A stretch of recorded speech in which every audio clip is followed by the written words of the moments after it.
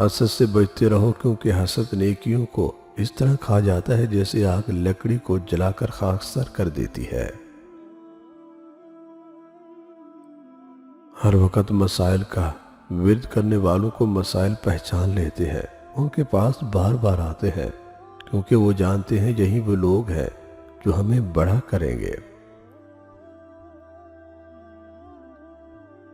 ایمان ظاہری طور پر خود کو اچھا کرنے اور آرزو کرنے کا نام نہیں، بلکہ ایمان وہ ہے جو دل میں سما جائے اور اعمال اس کی تصدیق کرے۔ اللہ کی رحمت کی پہلی نشانی یہ ہے کہ انسان کو اپنے عیب نظر آنے شروع ہو جاتے ہیں۔ کچھ رشتے بہت خوبصورت ہوتے ہیں مگر ان کا کوئی نام نہیں ہوتا، ان پر ہمارا حق خود بخود اس طرح کا ہو جاتا ہے کہ وہ ہمیں ہر حال میں اپنے ساتھ چاہیے ہوتے ہیں، بنا کسی لالچ کے، بغیر کسی غرض کے۔ بس ان کا ہماری زندگی میں ہونا ہی ایک سکون، ایک تسلی کا باعث ہوتا ہے۔ خود کو عمر بڑھنے کے ساتھ فہم میں نہیں بڑھاؤ گے تو وقت کی ابابیل ناکامی کی کنکریوں سے تمہارے مضبوط اور تنور ہاتھی گرا دے گی، پھر وہی انجام ہوتا ہے جو ایک تال سے اکھڑے ہوئے فنکار کا ہو جائے۔ سب سے بڑا عیب یہ ہے کہ تم کسی پر وہ عیب لگاؤ جو خود تم میں موجود ہو۔ کبھی کبھی ہم خود سے بھی اتنا دور ہو جاتے ہیں کہ چاہتے ہوئے بھی اپنے من میں جھانک نہیں پاتے۔ بیزاری کی ایک کیفیت نہیں، مکمل اذیت ہے۔ کاش ہم اپنے اللہ سے ڈرتے اور یہ خوفناک حقیقت سمجھتے کہ ہماری نیت، قول و فعل کی لمحہ لمحہ تدوین، سوت بندی اور عکس بندی جاری ہے۔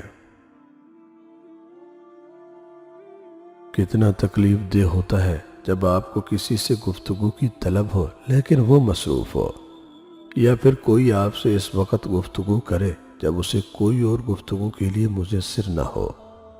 دونوں صورتوں میں آپ تنہا ہی ہوتے ہیں اور لب سلے ہوئے۔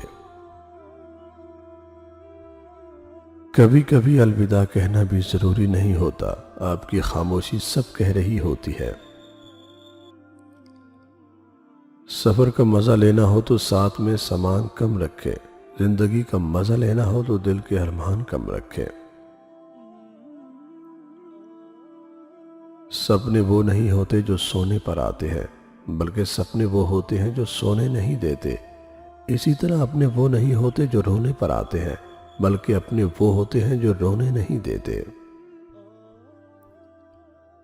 ہم وہ سارے کام پہلے کر لینا چاہتے ہیں جو ہمارے نفس کو پسند ہے، وہ سارے کام زندگی کے آخری حصے کے لیے رکھ چھوڑتے ہیں جو اللہ کو پسند ہے۔ وقت کے ساتھ ساتھ چلتے چلتے ہم ماضی پر افسوس اور مستقبل کو بہتر بنانے کی فکر میں حال کو بھول جاتے ہیں۔ ایک شادی شدہ عورت کے لیے صرف شوہر کی محبت ہی نہیں بلکہ پورے سسرال کی چاہت ضروری ہوتی ہے۔